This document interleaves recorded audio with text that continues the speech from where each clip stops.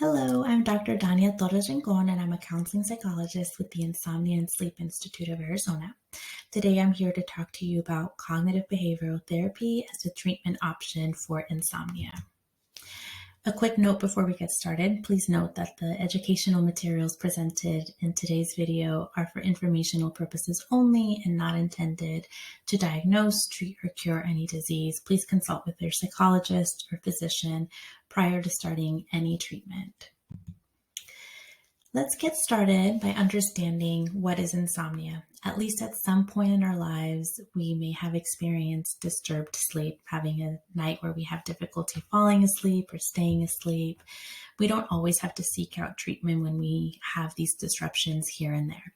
However, some folks will need to start seeking out treatment when they might notice that they have difficulty falling asleep, staying asleep, or experiencing early morning wake-ups, and also having an impact on their daily functioning, such as feeling more irritable, tired, or seeing that it's starting to impact their daily experiences, like at home or in their relationships or at work. In general, insomnia is a type of disturbed sleep that lasts more than 1 month. Insomnia can sometimes feel like it just occurred out of the blue. Sometimes it's related to a specific incident. Sometimes it can be related to a medical concern like chronic pain, or even a mental health concern like depression, anxiety, or PTSD. What is CBTI? So let's focus on the relationship between our thoughts, our feelings, and our behaviors, and how this can influence our sleep over time. It's important to note that your thoughts and your feelings are related to one another. This might not be a novel concept, as you might notice that if you have negative thoughts, this can also make you feel quite negatively, which can then influence your behaviors, what you do or don't do.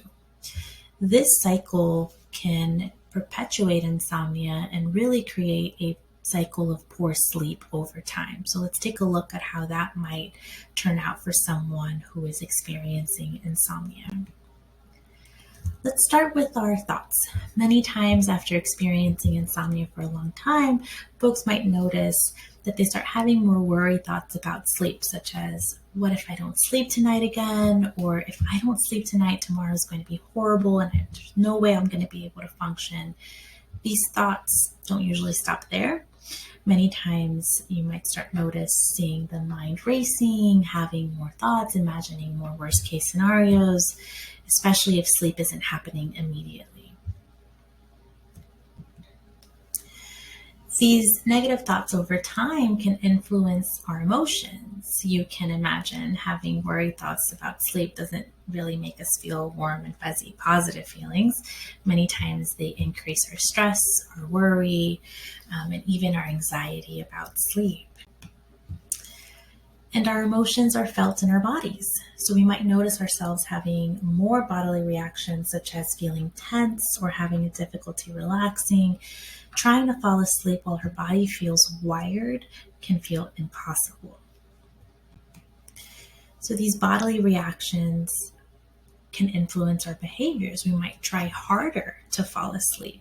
And we do this by laying awake in bed longer. Maybe if I just lay here, sleep will happen. Or we might start sleeping in and keeping an erratic schedule. Well, I didn't fall asleep until 2 a.m. last night, so I'm not going to wake up until 9, even though I may have woken up at 7 or 6 or have a different desired wake-up time in the past.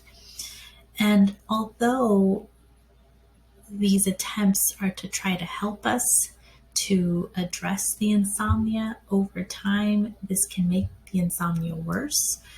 Because these behaviors don't work, it can also influence more of those negative thoughts that we were just talking about, such as nothing I do work, so I will never sleep again. And then the cycle starts all over again. So CBTI really helps to break this cycle and helps give you skills to help you break the cycle that perpetuates insomnia over time.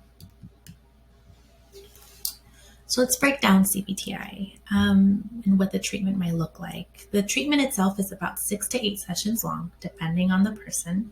Sometimes someone might need a little bit more, sometimes they might need less, just depending on everyone's individual needs, life, and barriers that they might face. The treatment will focus on behavioral strategies first. So we'll talk about a concept called sleep restriction therapy and another called stimulus control. And your therapist will go over each one extensively and help you develop a behavioral plan to help improve your sleep. You will also focus on the relationship between your thoughts and your feelings.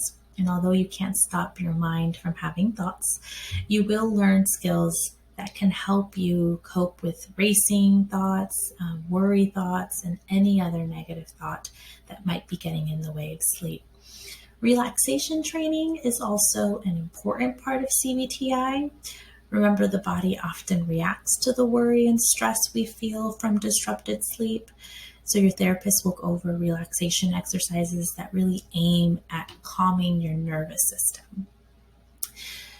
And then you will also learn more about sleep, which can in turn help you understand more about your own brain and body and the different roles it has when it comes to sleep. Your therapist will also ask you to keep a sleep log.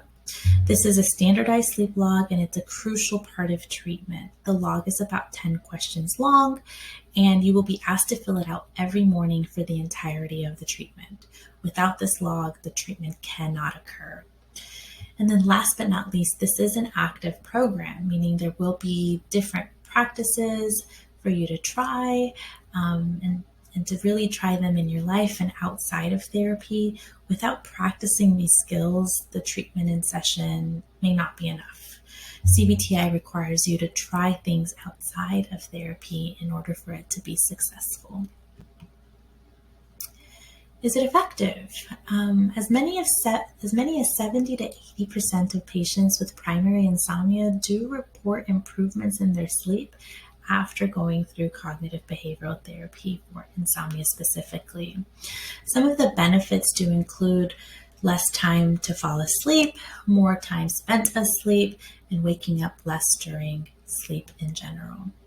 And it's also effective. Research has found that it can be effective with many types of people, including people from different ages with different medical and mental health backgrounds as well. Any risks? Risks may be mild, but important to talk about. Not everyone is a candidate for CBTI. It's important that you speak to a therapist to see if this is the right treatment for you. Sometimes in therapy, you may talk about painful experiences. This can be challenging and uncomfortable and can cause some temporary distress. So working alongside a trained therapist can really help you develop some skills to cope with those feelings that might come up and to help cope with the challenges and barriers that might make this treatment difficult and help minimize some of those risks.